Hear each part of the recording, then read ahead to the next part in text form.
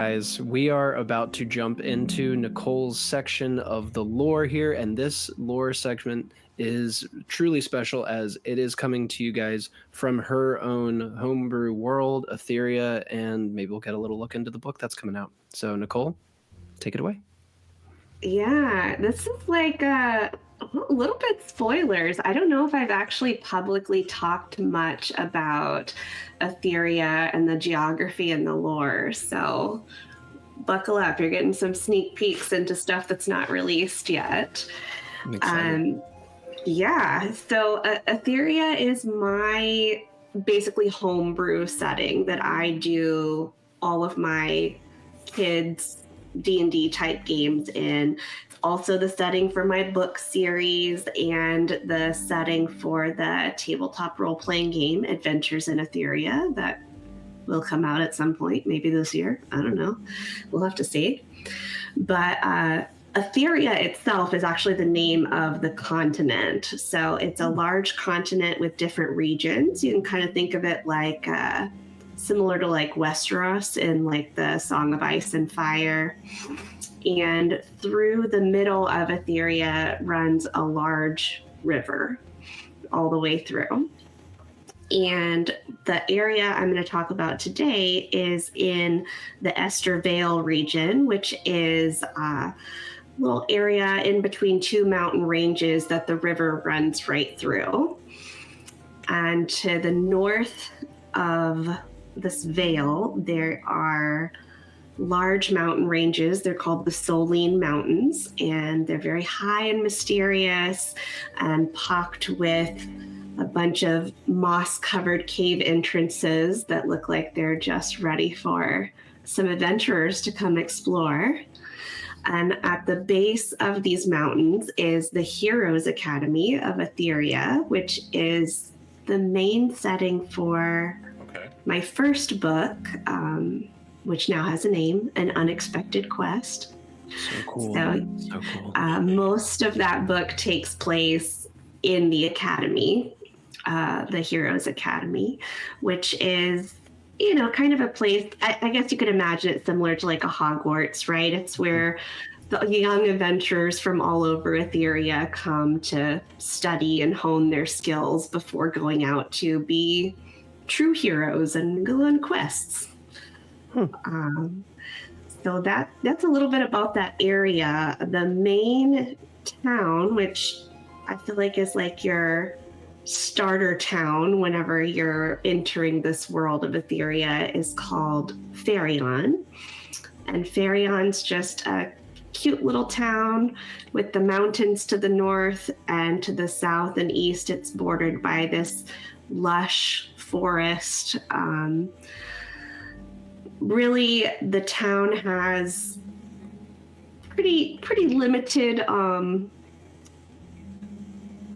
sites or points of interest. It's just your little small town.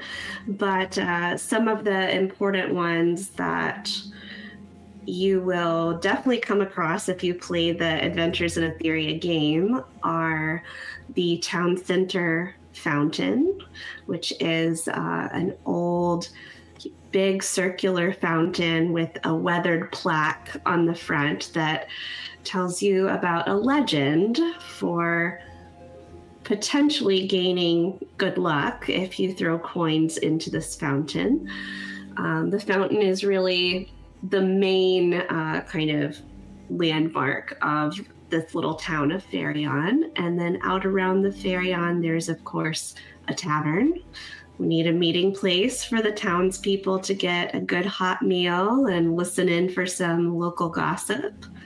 There's also a graveyard, which we'll say is peaceful and quiet for now.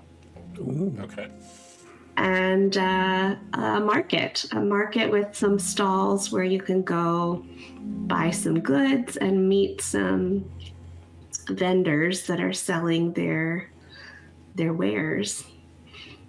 So that's I think that's about all the spoilers I'm going to give for now, but just kind of to give like a little brief lay of the land of the starting area in Aetheria that you guys will see when you read my book. God, that's so cool. That's awesome. What's the name of the big river that runs through the continent?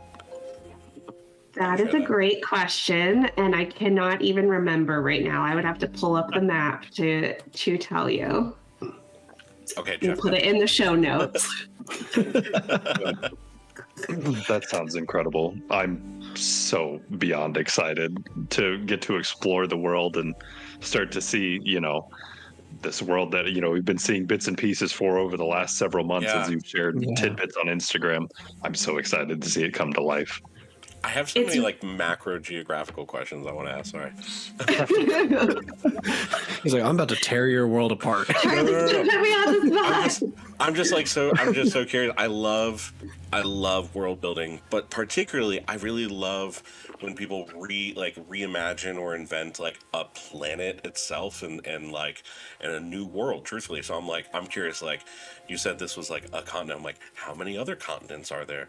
Are there any large active volcanoes? How many moons? What do you see at night? Is there aurora borealis kind of thing with the magnetic field that occurs, or are there any major stars that have like any legends or stuff? And yes to all of that, except it's the only continent. This planet, I guess, where the continent is, it was hit with a meteor, and that's what actually created the continent in the first place. And the continent's actually a really cool design. I'll get with you, Charlie. I'll show it to you because I feel like you'll appreciate it.